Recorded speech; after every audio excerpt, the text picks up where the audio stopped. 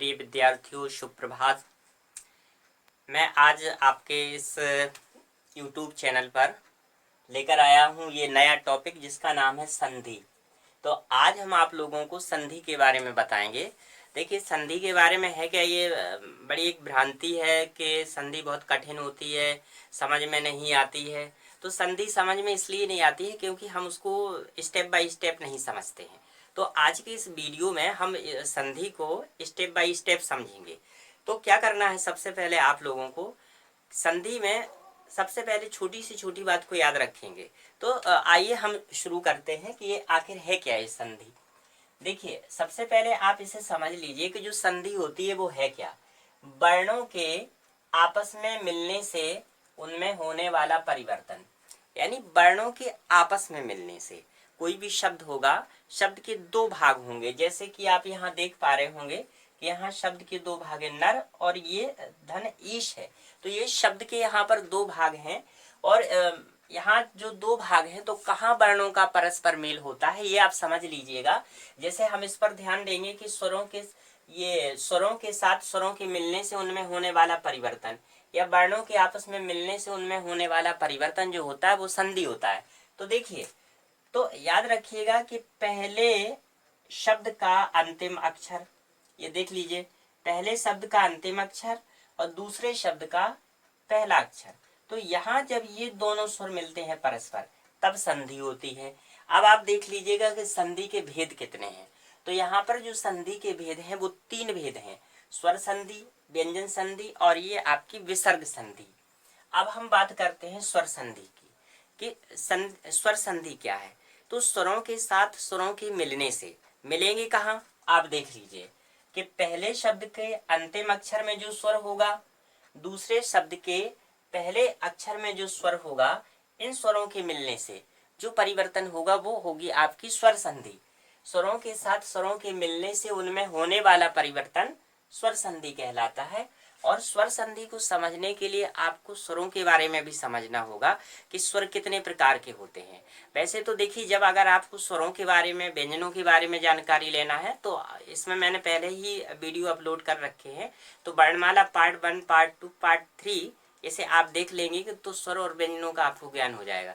लेकिन इसके साथ साथ स्वर और व्यंजनों के ज्ञान के साथ यहाँ जो जरूरी है वो केवल इतना है कि संधि में, स्वर संधि में, खास तौर से स्वर संधि में जो स्वर होते हैं वो दो प्रकार के होते हैं।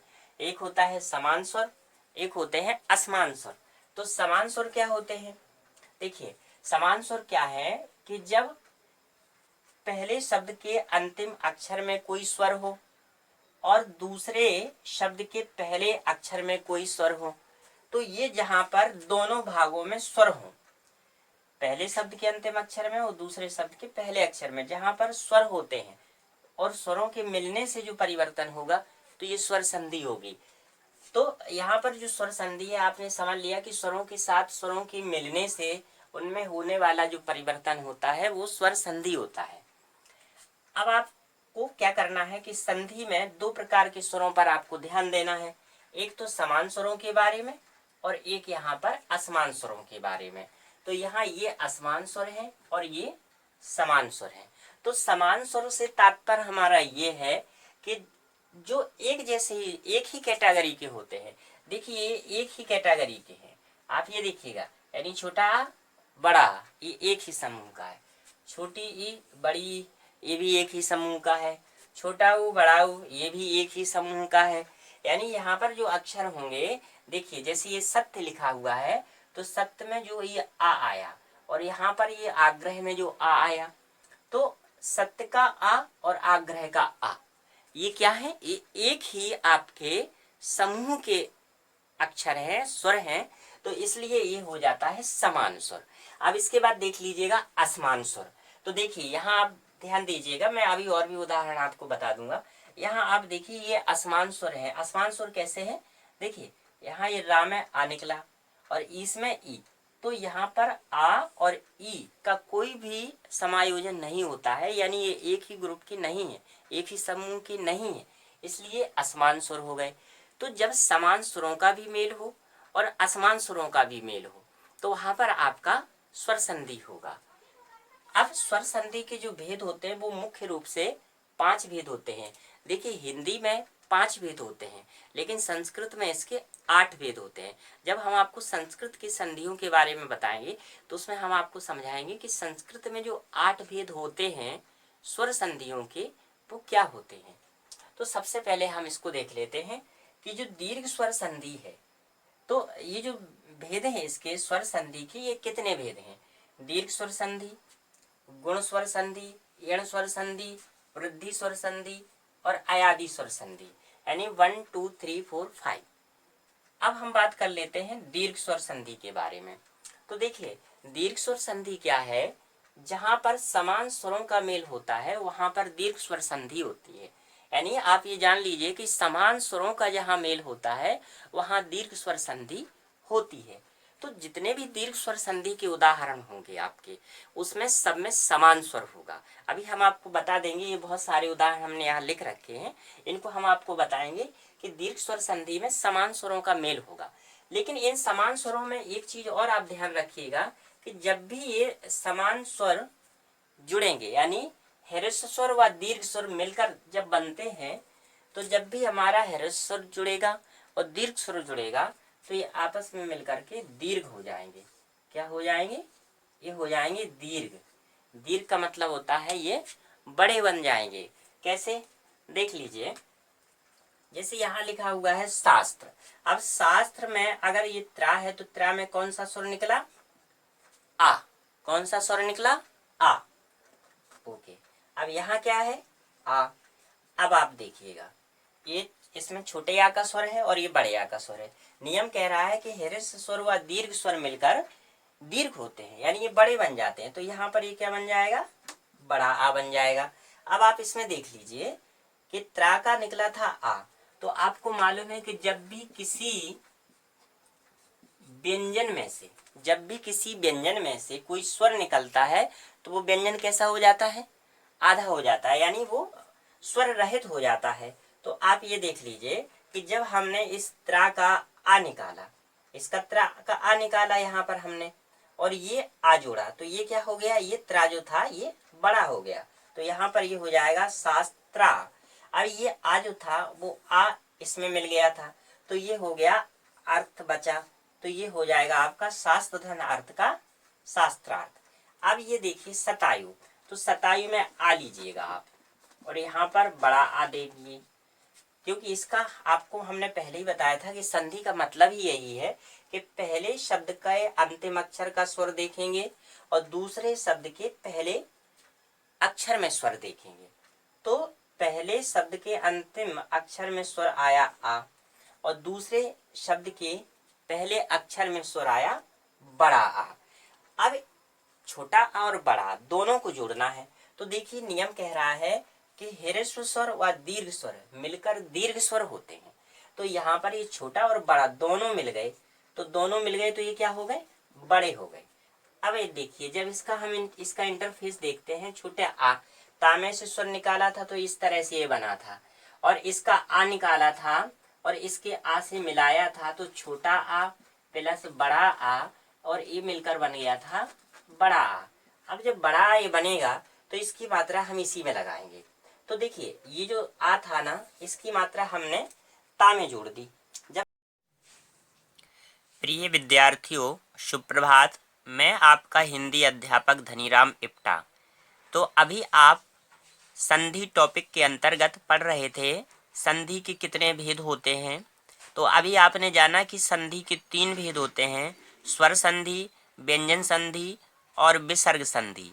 तो आपने ये भी जाना कि वर्णों के परस्पर मिलने से उनमें होने वाला परिवर्तन संधि कहलाता है। और संधि के जो भेद हैं 3 भेद हैं। इनमें जो पहला भेद होता है स्वर संधि, तो स्वर संधि से तात्पर्य है आपका कि जब स्वरों के साथ स्वरों का मिलान हो जाता है तो वहाँ पर आपका स्वर संधि हो जाता है। तो यहाँ पर आप देख लीजिएगा कि स्वर संधि के भी 5 भेद होते हैं। मैंने आपको बताया था कि हिंदी में स्वर संधि के 5 भेद होते हैं, लेकिन संस्कृत भाषा में स्वर संधि के 8 भेद होते हैं। जब मैं आपको अभी संस्कृत की संधियां बताऊंगा तो उसके बारे में आपको विस्तार पूर्वक बताऊंगा।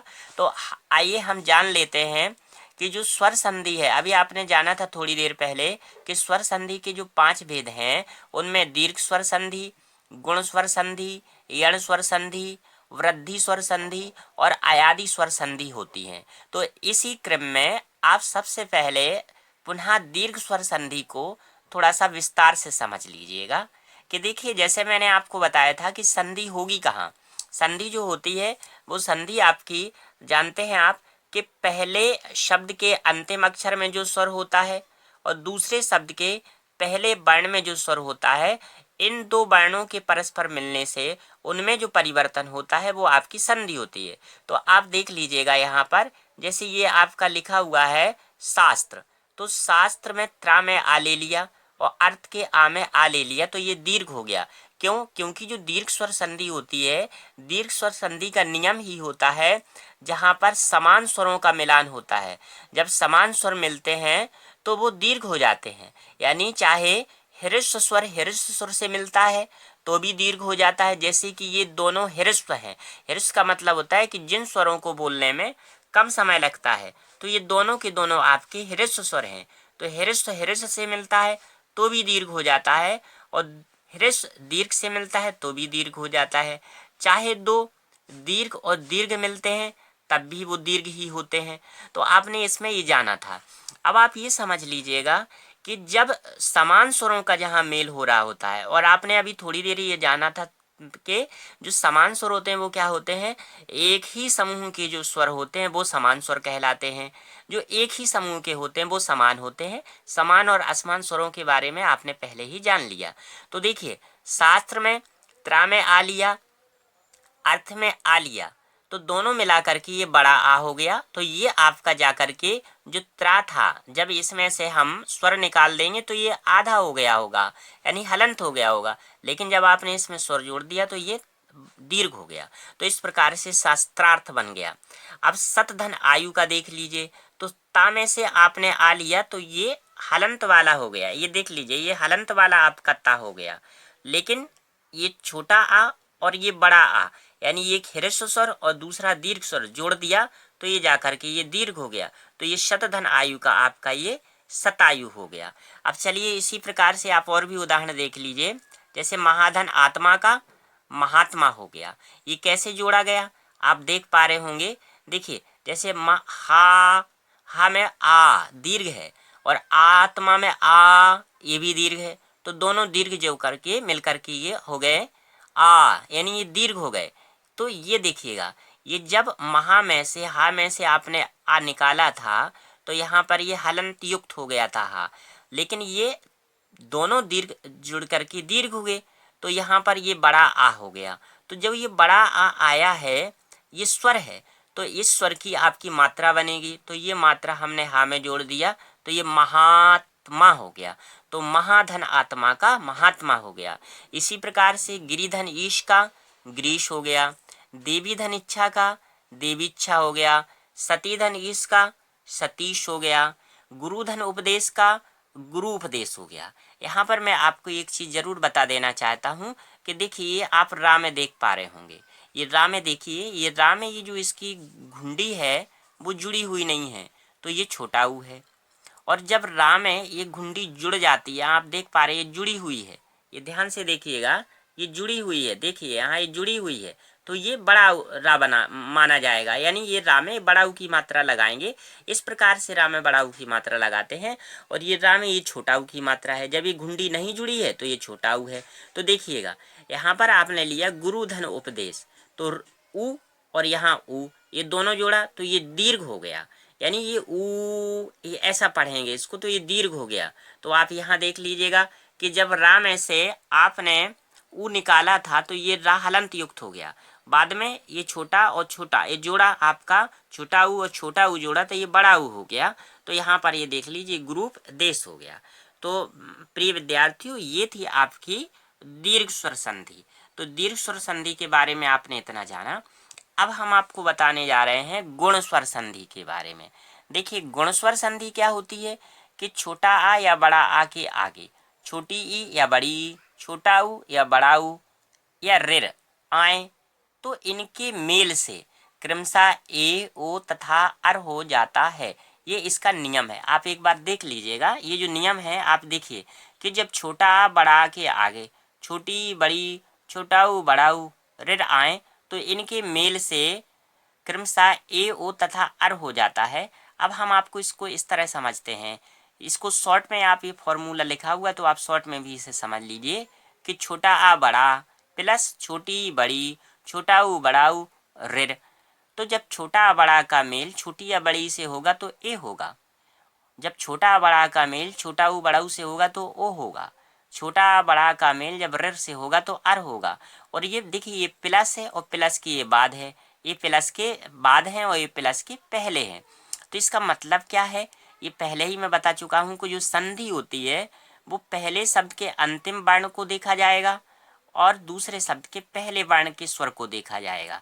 यानी जो आपका पहले शब्द का जो अंतिम अक्षर होगा इसमें कौन सा स्वर आ रहा है और दूसरे शब्द का पहले वर्ण में कौन सा स्वर है, तो इन दो स्वरों को मिलान से जो हम बनाएंगे वो परिवर्तन आपका संधि हो जाएगा। तो यहाँ देख लीजिएगा आप, जैसे यहाँ ये है राजधन इंद्र, तो आ और ई चूंकि नियम है छोटा बड़ा का मेल छोटी बड़ी से हो रहा है, यानी पहले वाला जो शब्द है इसके अंतिम अक्षर में होना चाहिए आ या बड़ा आ, लेकिन दूसरे वाले शब्द के पहले अक्षर में होना चाहिए ई या बड़ी।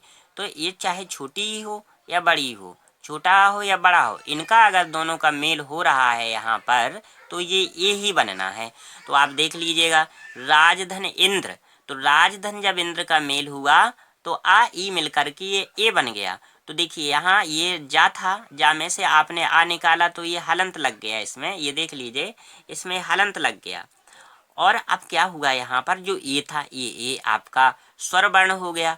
अब स्वर वर्ण तो हम लगा नहीं देंगे तो इस स्वर वर्ण की मात्रा बना देंगे। तो राजधन इंद्र में राजेंद्र, तो ये एक ही मात्रा जब जा में लगाएंगे तो ये एक ही मात्रा लग जाएगी।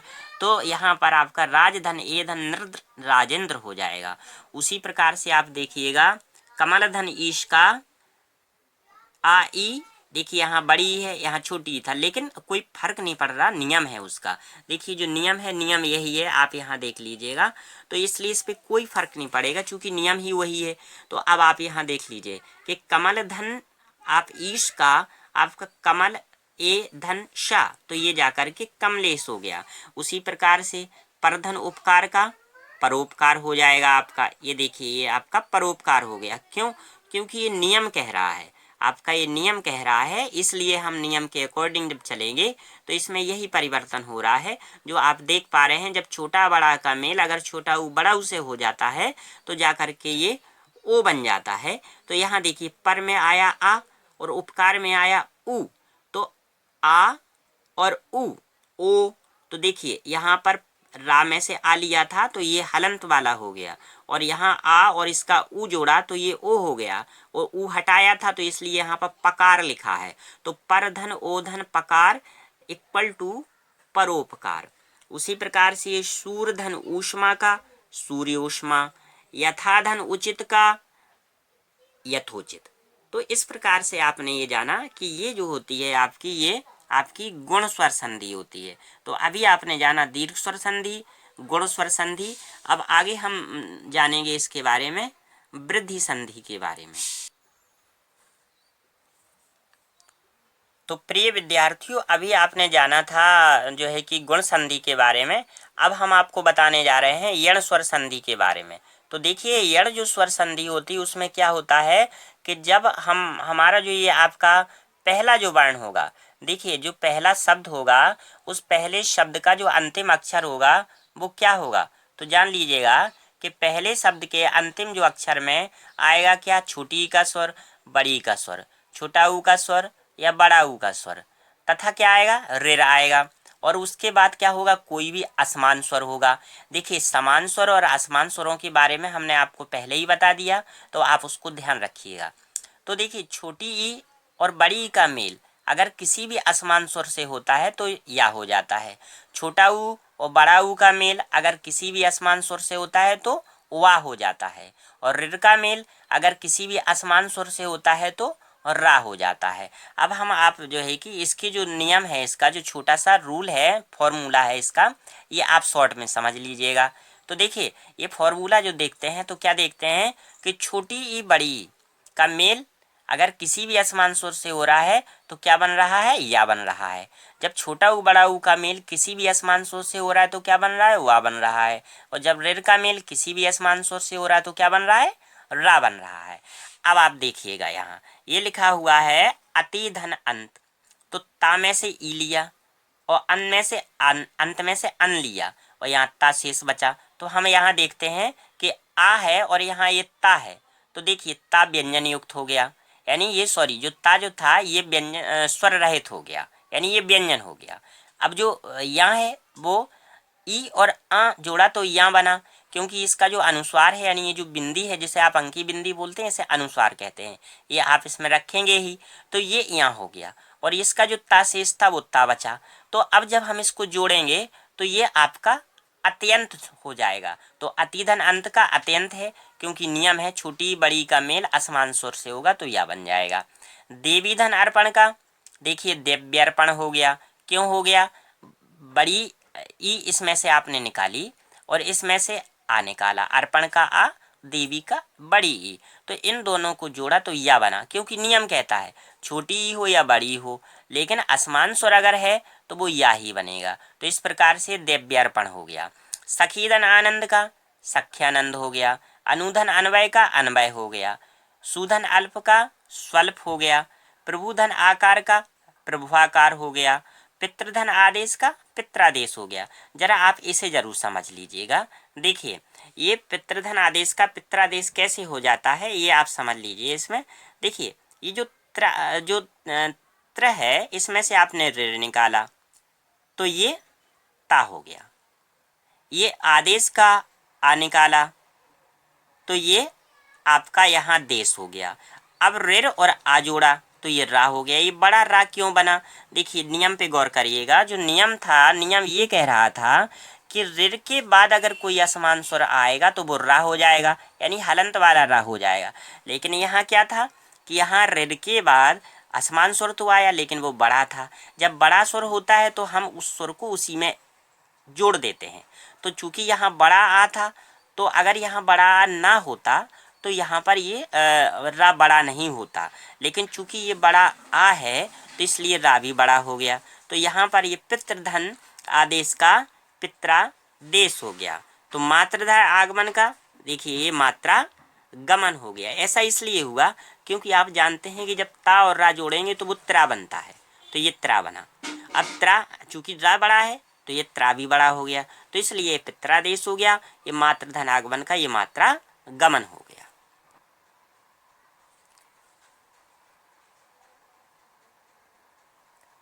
तो अभी इसमें आपने जाना था आपकी ये यण संधि थी। अब यण संधि के बाद हम बात करते हैं वृद्धि संधि के बारे में। तो देखिए वृद्धि संधि क्या होती है कि जब छोटा आ या बड़ा आ के बाद ए आए ओ आओ आए तो आए और आओ हो जाता है। अब इसका लॉजिक आप समझिएगा, यानी पहले वाले शब्द का जो अंतिम वर्ण होगा वो छोटा आ या बड़ा होगा, उसके बाद जो होगा वो ए होगा, आय होगा, ओ होगा या औ होगा। जब छोटा आ या बड़ा आ का मेल ए या आय से होता है तो आय बनेगा, और जब छोटा बड़ा आ का मेल ओ या औ से होगा तो औ बनेगा। आप देख लीजिएगा यहाँ लिखा हुआ है एक धन एक, तो एक में का में से आ लिया, ए में से ए लिया तो ये आय बन गया, और ये आय ले जा करके यहाँ रख दिया। तो देखिए जब ए का एक था ज्यों का त्यों लिखा हुआ आप देख पा रहे होंगे, तो जब हम का में से देखिए जब हम यहाँ पर क्या करेंगे कि जब हम यहाँ पर का जो का था का में से आ निकाला तो ये हलंत वाला हो गया, और यहाँ पर ये क्या हो गया, ये आय हो गया। क्यों कि आ और ए को जोड़ा तो आय बन गया। तो देखिए जब हमने ऐसा किया तो यहाँ पर एक और ये आय था तो आय की मात्रा हम का में लगा देंगे तो ये काय बन जाएगा। तो यहाँ पर ये एक धन एक का एकाएक हो जाएगा। यहाँ देखिए धन धन ऐश्वर्य का धनैश्वर हो जाएगा। परम धनोज का परमौज हो जाएगा। वन धन औषध का वन औषध हो जाएगा। तो आप ये गौर से देख लीजिएगा और इसे समझ लीजिएगा, कहीं इसमें कोई दिक्कत नहीं है। आप वीडियो को बार बार रिवर्स करके भी देख सकते हैं। देखिए परम धन ओज का परमौज हो गया। क्यों? क्योंकि इससे फर्क नहीं पड़ता कि ये ओ है या औ है। देखिए जैसा कि नियम में पहले ही था कि छोटा बड़ा के बाद चाहे ओ आए या औ आए, तो देखिए यहाँ पर ये आपका ओ आया, यहाँ पर ये औ आ गया, तो इससे कोई फर्क नहीं पड़ने वाला। जैसे वन धन औषध है तो वन धन औषध का भी वनौषध होगा। तो क्यों? क्योंकि नियम है आ और आओ का मेल होने पे आओ ही होता है। अब इसके बाद ये अंतिम, इसी जो स्वर संधि है, स्वर संधि की जो अंतिम संधि है वो है अयादि संधि। अब आप अयादि संधि के बारे में जान लीजिए कि अयादि संधि क्या है। तो देखिए अयादि संधि का नियम है कि ए ऐ ओ औ के बाद असमान स्वर आने पर ए का ऐ का आय, ओ का औ तथा औ का आव हो जाता है। इसको हम शॉर्ट फॉर्मूला में देखते हैं। देखिए गौर से देखिए, ए का मेल अगर किसी असमान सुर से होगा तो आय होगा, आय का मेल किसी असमान सुर से होगा तो आय होगा, ओ का मेल किसी असमान सुर से होगा तो आओ होगा, आओ का मेल किसी असमान सुर से होगा तो आओ होगा। अब आप देखिएगा यहाँ लिखा हुआ है शे धन अन। शे धन अन में से हम शा में से ए ले लेंगे, यहाँ लिया, अन का आ ले लेंगे तो शा व्यंजन हो जाएगा। और यहाँ क्या करेंगे, ए और आय का आ का मेल आय हो जाएगा। तो जब हम ये जो स्वर होगा ना, ये जो आ होगा, आ हम इसमें शा में जोड़ देंगे तो ये पूरा शा बन जाएगा।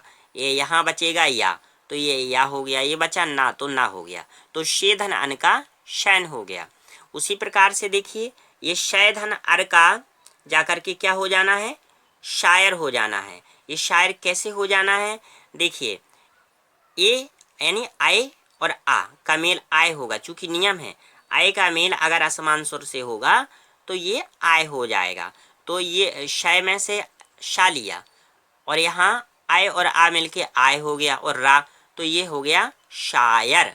अब इसके बाद देखिए इसके और भी जो उदाहरण है वो भी आप देख लीजिएगा, हम आपको वो भी बताने जा रहे हैं। देखिए इसके बाद देखिए ये जो है आपका पौधन अन का क्या हो जाना है, पवन। धौधन अक का क्या हो जाना है, धावक। पौधन इत्र का क्या हो जाना है, पवित्र। अब यहाँ आप समझ लीजिएगा, ये आपको थोड़ा सा यहाँ हो सकता है कि इसमें परेशानी हो। तो परेशानी क्या होगी, देखिए यहाँ आप पहले तो साधारण सा देख रहे थे कि पो है, पो में से ओ लिया और आ लिया, नियम के अकॉर्डिंग ओ का मेल आओ से होना है, आसमान सुर से होना है तो आओ हो जाना है, तो यहाँ ये पवन हो गया। लेकिन यहाँ ये ऐसा नहीं हुआ। देखिए अगर मान लीजिए यहाँ आपने देखा कि आओ का मेल आ से होगा तो आओ हो जाएगा, तो भी आपने यहाँ धावक बना दिया। आपने इसका धा में से आओ लिया तो ये धा हो गया, धा हो गया। अब आओ और आ जोड़ा तो आ बड़ा आ हो गया। अब इसमें आपने क्या किया कि ये जो बड़ा आ था इसका स्वर धा में जोड़ा तो ये धा बड़ा धा बन गया, और वक जोड़ दिया तो धावक हो गया, सिंपली था। लेकिन अब यहाँ आपको थोड़ा सा दिक्कत पड़ सकती है। देखिए पा में से ओ लिया तो ओ बना, ई में इत्र में से ई लिया तो ई, तो ओ और ई आओ हो गया, क्योंकि नियम है, नियम है। देखिए नियम आप देख लीजिएगा, मैंने पहले नियम बताया भी था आपको।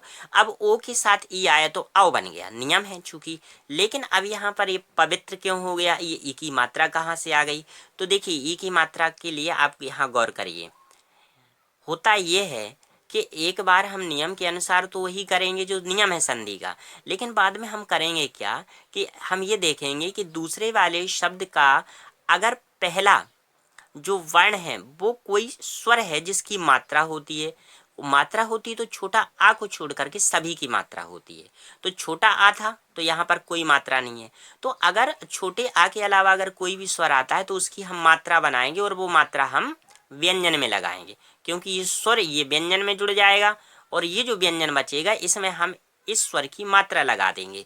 तो देखिए ये आपका पोधन इत्र का पो में ओ लिया था आपने और यहाँ पर आओ बन गया, तो आ इसमें जुड़ गया तो ये पूरा पा बन गया। देखिए ये हलंत वाला है और ये पूरा पा है, और ये बचा वाह बचा, और इसमें ये ई है ना तो ई का स्वर जोड़ दिया तो ये पवित्र हो गया।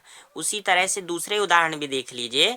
भावदानुक का ये भावुक हो गया, क्योंकि ऊ है तो ऊ का स्वर लग जाएगा तो भावुक हो गया।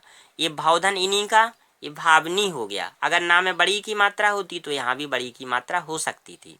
ये भोधन ईश का भविष्य हो गया, क्यों कि आप जान ही गए होंगे ई का आपने यहाँ पर ये स्वर ले लिया, तो आप समझ गए होंगे। तो प्रिय विद्यार्थियों, आज आपने जाना स्वर संधि के 5 भेदों के बारे में, और मैं आप लोगों को अगले वीडियो में व्यंजन संधि का नियम बाय नियम, यानी उसका जो पहला नियम, दूसरा नियम, तीसरा, जितने भी नियम होते हैं मैं आपको व्यंजन संधि के बारे में भी ज़रूर बता दूंगा। नमस्कार विद्यार्थियों।